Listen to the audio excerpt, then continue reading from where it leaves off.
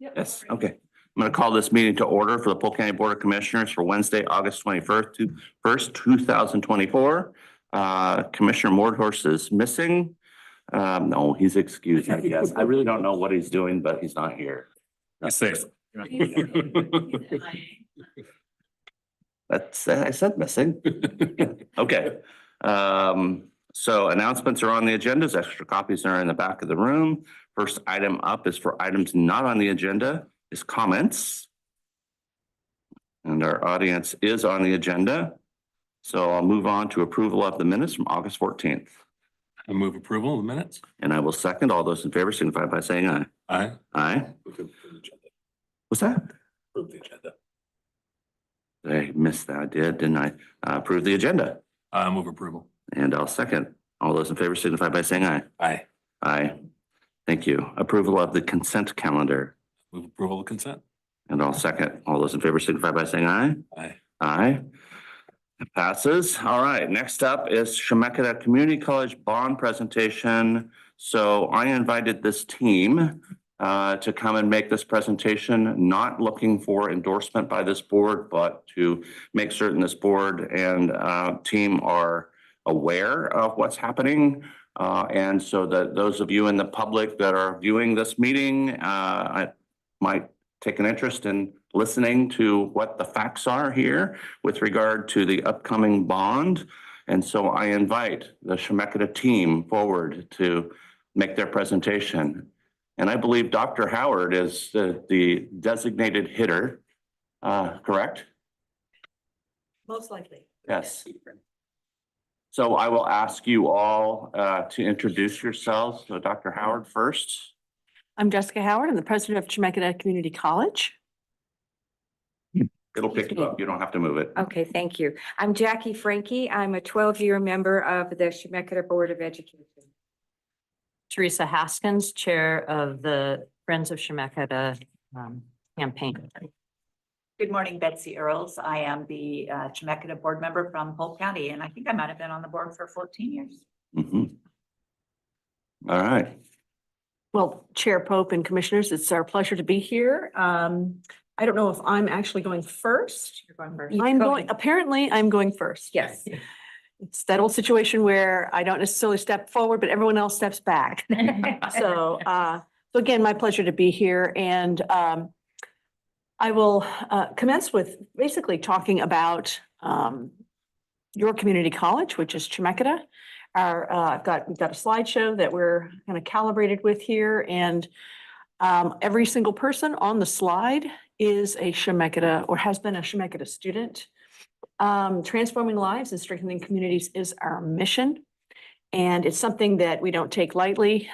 It's also something we're very, very focused on, and if there's one thing we don't do well, it's that we don't talk about ourselves. We're really kind of busy serving the community and getting the work done. But there are some things that are really quite extraordinary about this community college, and thought I would start with just sharing that. And I'm going to roll this thing. And I'm roll. Click through it. You should be able to scroll. I'm scroll. Aha! It's just when it wants to go backwards. Wants to go backwards? Go Just scroll it down. there. Oh, look at that. Fantastic. Thank you so much. You know, we're all learning at all times. So we're very proud to be the community college. There's some sort of superlatives to share. Number one, that we engaged in an economic development study across the state. Actually, all 17 community colleges did about a year and a half ago. And it was determined that for every $1 students invest in their education at Chemeketa, they receive an $8.50 return. Which we thought was pretty extraordinary, but particularly when we realized that the average among the Oregon community colleges is $5.20. And this is quite a difference. What I would say here is that this is probably in a single measure the most kind of clear way to see how well Chemeketa has for decades managed its resources and how those resources are deployed for the maximum benefit of students. So we're very proud of that measure. In terms of opportunity, we are the state's largest Hispanic serving institution. And that is a massive opportunity for us. It allows us to qualify to apply for federal grants that help us raise all boats. And we have in fact done that and received those grants. And some amazing work has happened as a result. In terms of career and technical education, we're very proud of the quality of what we offer. And we have many programs that are truly excellent, and we can see that in the outcomes. And I just wanted to point out one, our nursing program. When students take the full 2 years of nursing, they then sit for a national exam called the NCLEX, and that is what determines whether they become registered nurses. The national average of pass rate on that exam, this is for folks who have taken the 2 years of coursework, is about 79%. The average in Oregon is about 86%. Chemeketa, it's 100%, has been that way for a number of years now. It just speaks to the robustness of the program, and it's just a wonderful marker of the quality that I think is something that is essential. So we're just pleased to be able to share that. Something else that is unique about us is our Chemeketa Scholars Program. We're the only community college in the state that offers it. For those of you who are unaware, students who are graduating seniors in high school who have a 3.5 grade point average or above, if they come to Chemeketa, they pay no tuition. And as long as they keep that GPA up, that goes for the duration of their 2-year degree. This is a cost that Chemeketa covers. And that's what makes it so unusual. Most community colleges are not able to do that. And so this is obviously something that we offer to all of our residents in our district. And our district is large, and obviously includes all of Polk County. In terms of something else that is unique, we have our own textbook company, essentially. It's our Chemeketa Press. We're the only community college in the nation, to our knowledge, that has one. This was generated back in about 2015. It's an effort by our faculty. The entire objective was to create textbooks that are completely appropriate for the courses we teach. Many textbooks are can be adapted for many courses. So there's a lot of the book you don't use, and they're also extremely expensive. So this actually came from a desire to keep costs low for students. And most of the books are no more than $20 each. And that's quite extraordinary. I think the highest price one is $50. And it's such a successful, and these are peer-reviewed textbooks. These are very high quality books. They're beautiful, they're accessible. And other colleges and universities are purchasing them for their students as well. So just one of those things that makes Chemeketa different. Finally, we are the first community college in the state to offer a bachelor's degree.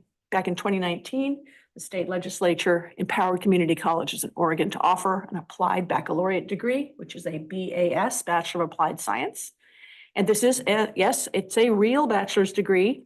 Western offers them, Southern, Eastern, OIT, et cetera. It simply means there's an applied component. For instance, a Bachelor of Science in Nursing is an applied baccalaureate degree because of the clinical piece, right?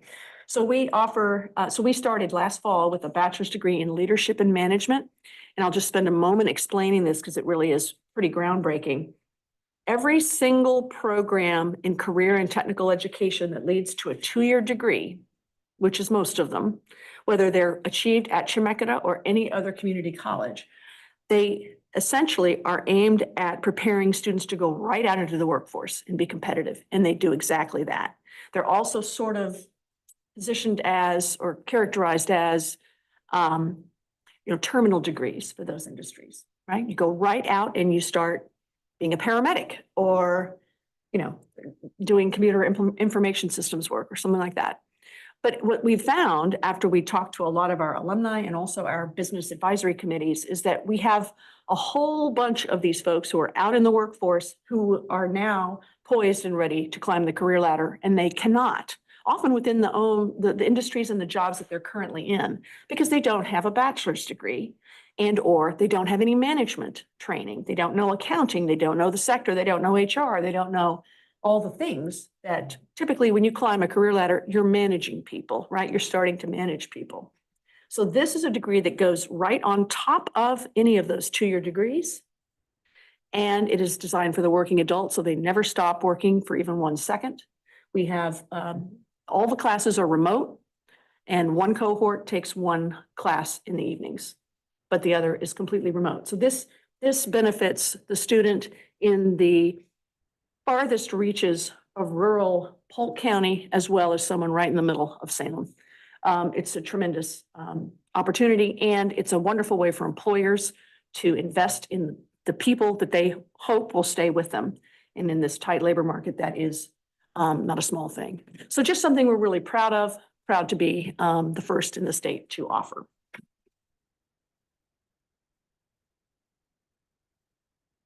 And oh no, it's not working. Okay. There we go. All right. So just as a reminder, back in 2008, this community passed the Chemeketa bond levy for $92 million. It was absolutely pivotal in creating opportunities for tens of thousands of our students to take courses in healthcare, emergency services, applied technology, and general education. You can see right there which large projects were affected. What is on the bond levy, I don't know which way I'm going. There it is for the 2024 ballot this November, is to essentially, it is a new bond, but it will maintain the tax rate. So it will have the effect of continuing the tax rate. So there's no increase vis-a-vis Chemeketa. And the 2008 bond is about to retire. And so this one would come into place after that one is completed. So there will be no change. That is a key factor in what we are asking. We could have asked for an increase. We had input from polling that indicated we could certainly do that and it would likely pass, but our board decided that was not a good idea. We don't want to ask for a cent more from our voters than we need to. I'm going the wrong way again. So how did we come up with the concepts for this bond measure? It's not just that the opportunity presented itself with the sunsetting of the 2008 bond. We held community conversations over our district from 2021 onward. And I mean in Independence, in Dallas, in Staten, in Sublimity, in Salem, in Kaiser, in McMinnville, in Woodburn, and I know I'm forgetting places. And we didn't just do it once. We did it. We asked for input. We said, what are we doing well? What can we do more of? What input do you have for us, particularly coming out of COVID, right? It was sort of like, what is this new world? How much remote are we doing? This sort of thing. And then we came back around and said, here's what we heard. What is your gut check? Again, does this reflect your input, your needs? From that was the generating factor that helped us then understand, well, how this would be, how this would relate to our capital facilities and projects, because that's what this bond is about. It's about infrastructure and facilities. We held a lot of internal conversations because those are the folks who are in the classrooms every day working with students. And we did a very comprehensive workforce study to understand what future trends appear to be, because we can see today quite clearly, but if you told me back in 2019 what would have happened, I could not possibly have seen through that blind curve. And so we need the most clear understanding of the direction we're going in. And what we learned from that is flexible spaces with multi-use, because industries will be changing and morphing quickly, and we need to be responsive. We don't need a great big building designed for only one thing. And then we did some community polling in December of last year, and it was incredibly positive across all age groups, across all political leanings. It's very validating to know that Chemeketa is viewed as an important resource for our constituents. And so we're feeling very optimistic about this measure. So what exactly would this bond measure fund? The projects are grouped kind of in about 6 buckets. Mm-hmm. This is bucket number 1. What we heard loud and clear from our community polling and from all those conversations is keep providing cutting edge career and technical training. And so that is obviously a big focus. Specifically in healthcare, if any of you have tried to go to the doctor recently, if you've had any concerns about staffing and delays, you know the crushing workforce shortages that we're experiencing in healthcare.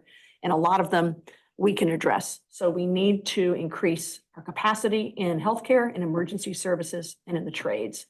What you see there in Building 33 is where all of our apprenticeship programs are located. They work in the evenings because, of course, they're on the job during the day, and there is nowhere near enough space for them. We're talking about plumbing, electrical, HVAC, and sheet metal. We need to also expand into more construction trades. So we need a multi-purpose version of that building to do so. Second bucket is, we call it disaster preparedness and wellness. We have a building on the Salem campus that actually functioned as the incident command for the Santiam wildfires. Not long after that, we had that debilitating winter ice storm, and PGE used that campus as a staging area. So we are accustomed to being a community resource. It is, but that building needs seismic upgrades. It needs HVAC. It has no air conditioning. But it is the perfect and one of the very few locations that would help help the community as a disaster resource site in the case of the big one or something comparable. In fact, you can see, I think the upper left, the one below, and the one just in the middle there on the top, that's all from the Santiam fires. Also, this project would leverage an $8 million state grant that we've already received. But we need a one-to-one match in order to get any of that. And this GO bond would provide that match. So that is $8 million that our residents don't have to pay for. And we could use that for this. So it's not just about all these things. It's also about creating some more programming around behavioral health and around possibly physical therapy. So this would be the location for those things. But again, think flexible learning environments and community resource areas. Third bucket, this is kind of a general one, improve teaching and learning spaces. You see the classroom in the upper left? No technology. That does not work today.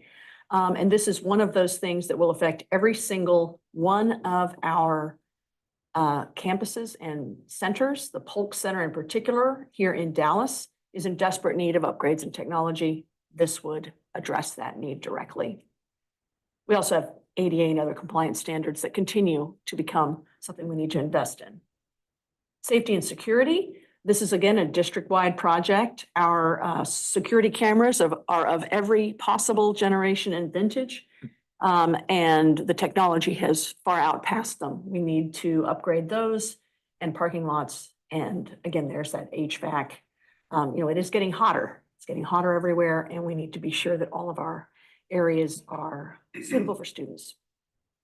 Science opportunities.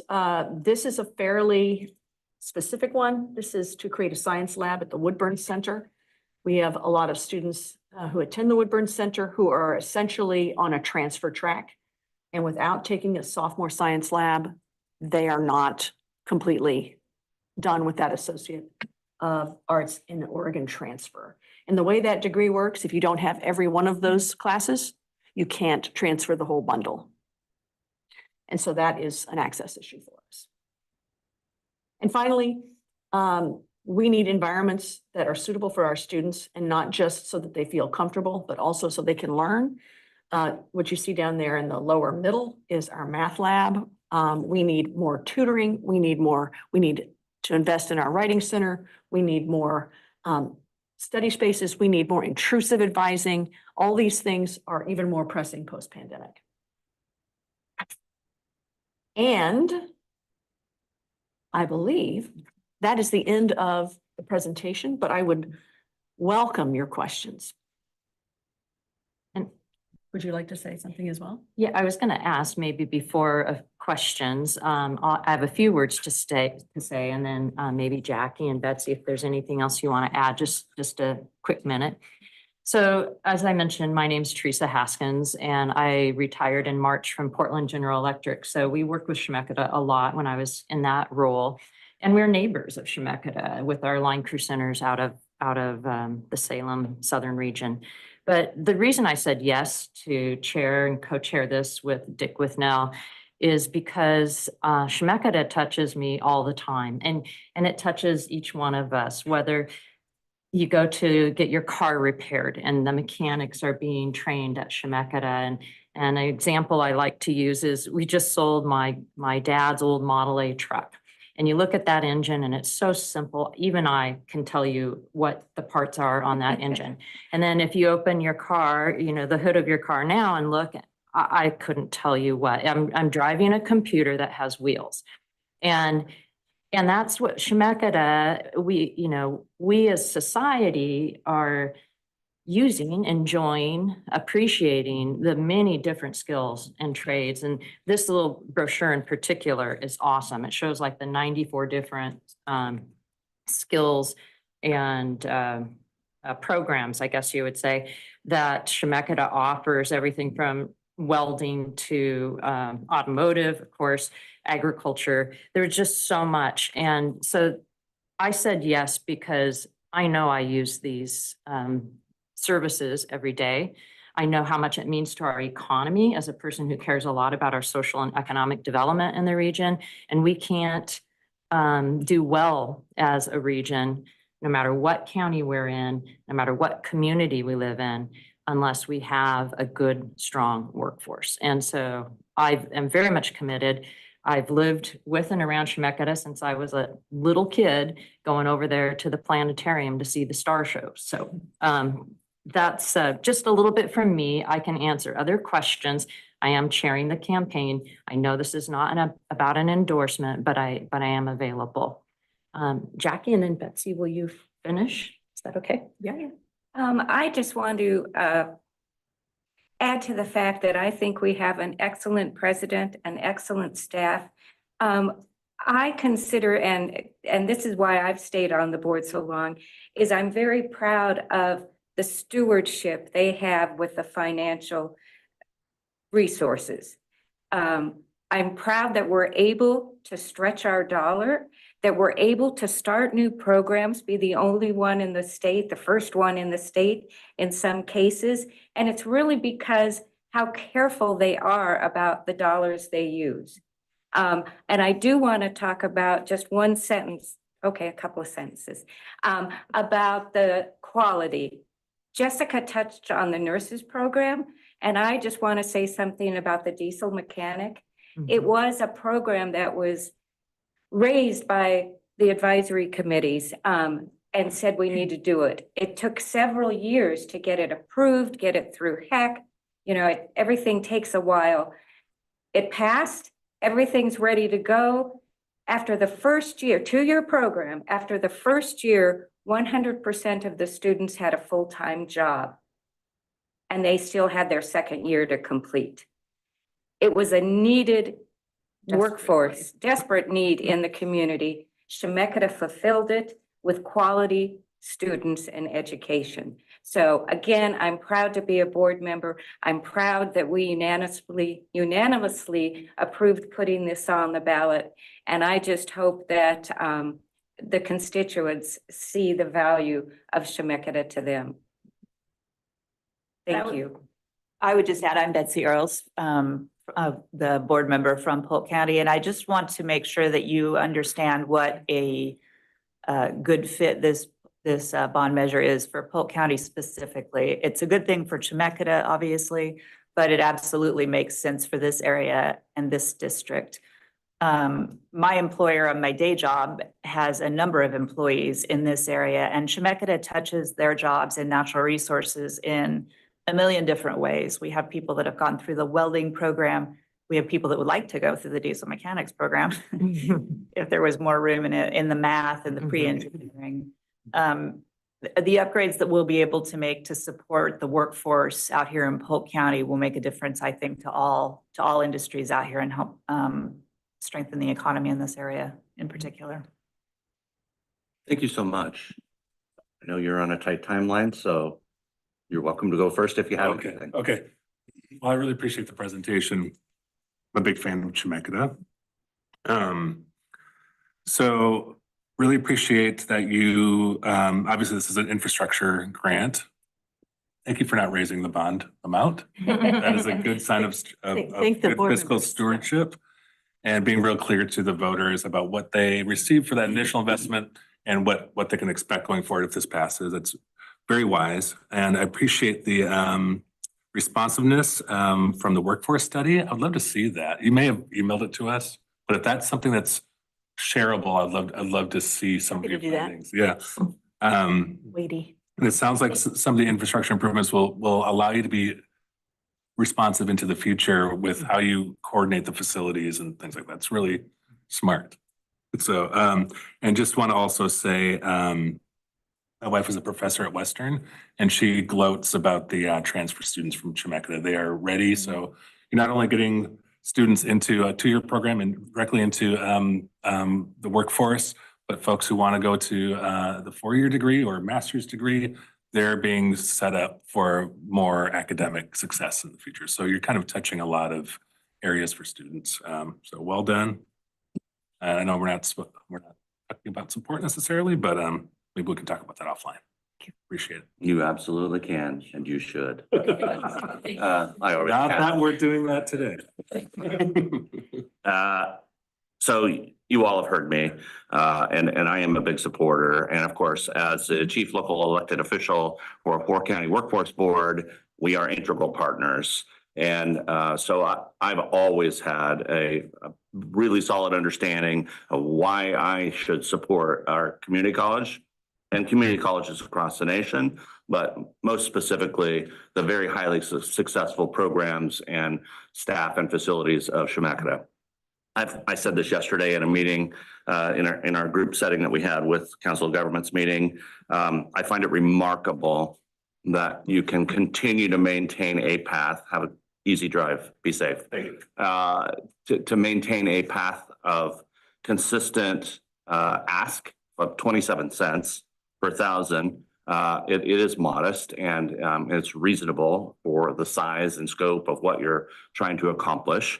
And so I really do appreciate that. Again, as Jeremy said, it shows a sign of really good management to be able to maintain that. So I'm very proud as well of everything that Chemeketa has done.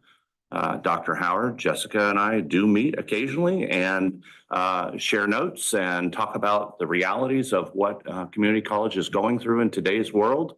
So I have not nearly maybe as good an understanding as you all do, but I have enough to be able to speak about it some. So I really appreciate that you indulged my invitation to come before this board today and share with the public, however big or small that may be that's viewing, what's happening. And I think every opportunity that you can have to tell the public about what you're doing, this is a great presentation, it matters. And I don't know how else you do it.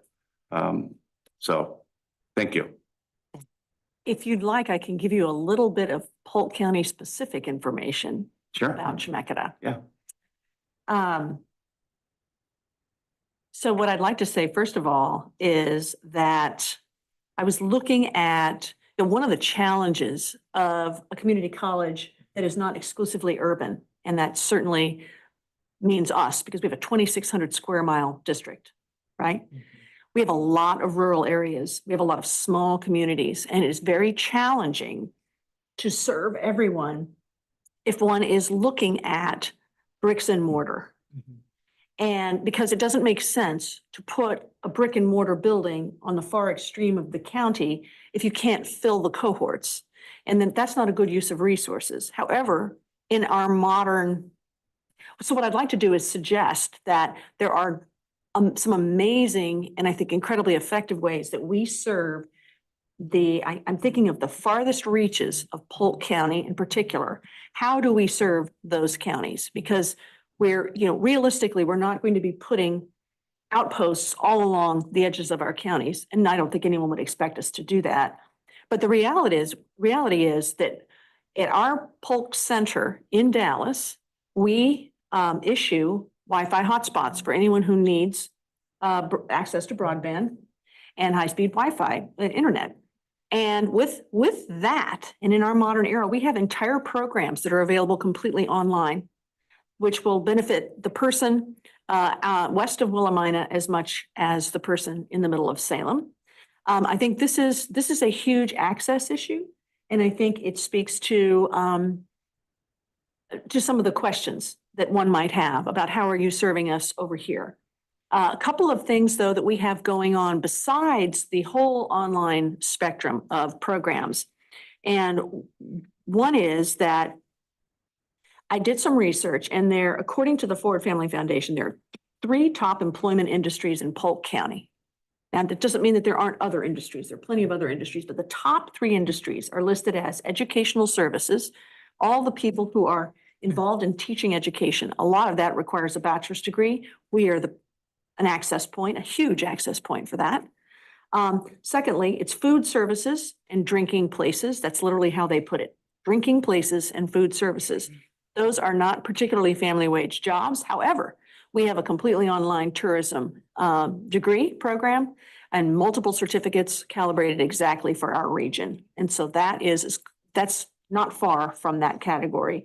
And third, nursing and residential care facilities. Chemeketa has just developed an LPN to RN, so licensed professional nurse, which typically is the credential required in a residential care facility, to RN. And this is a program that is, I think, going to be very interesting and going to be a lot of demand in Polk County. But one of the benefits of this particular approach is that it's an apprenticeship program. So students don't have to come in to Salem to do it. It is work-based learning. It is done in the work environment. It is perfect for the rural worker. This is one of the efforts that we're leaning into. How do we serve our rural communities better? Another, so there's that. But secondly, I wanted to let you know about some statistics I found out about the educational attainment generally in Polk County. When you look at the number of adults with a 4-year degree or higher in Polk County, it's about 31%. The state average is 35%, which is the average in Latvia. I love Latvia. I have no problem with Latvia, but this is not on par with industrial nations as you would think, right? Oregon is behind and Polk is behind Oregon. Other counties are even farther behind, if that is a consolation. However, that is closer to the Oregon average than the 9th grade on track rate for Polk County, which is 7% behind the average. The 5th grade math score, which is 7% below the average. But here is the real concern. The 3rd grade reading level is 13% behind the Oregon state average. This is almost certainly related to the challenges we've had in education with the pandemic, right? But in order to serve students in Polk County, we have to understand the challenges that are coming to us. And when I looked at the number of students who are taking advantage of Chemeketa Scholars, which I mentioned earlier, Polk County is low compared to the rest of the state. But then when you look at Oregon Promise, which has a lower GPA requirement and an income cap, Polk County is oversubscribed. So you have people who need an affordable option, who maybe aren't on track. We are the answer to that picture. And while this bond is ostensibly about buildings and infrastructure, if it doesn't pass, it means we pull out of all those areas that I think Polk County is going to be needing as much as any other. And so I feel very called to this challenge. I think it's the kind of thing we need to have. We need to engage more, I think, proactively with the high schools in the region about this. We need a regional strategy. And I'm excited to do that. And it just seems like this bond is, because we're talking about the bond and we're out and about, gives us an opportunity to talk about the larger. I think this is the battle, but we have the war and we need to address it. We need to be smart.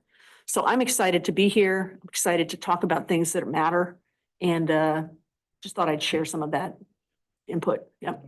Thanks so much. Mhm. Thank you for coming. You bet. All right. Thank you. All right. That concludes our general session. Do we have a need for an executive session? No, sir. Okay. Any other business come before the board? Sir. All right. Hearing none, we are adjourned. Thank you all.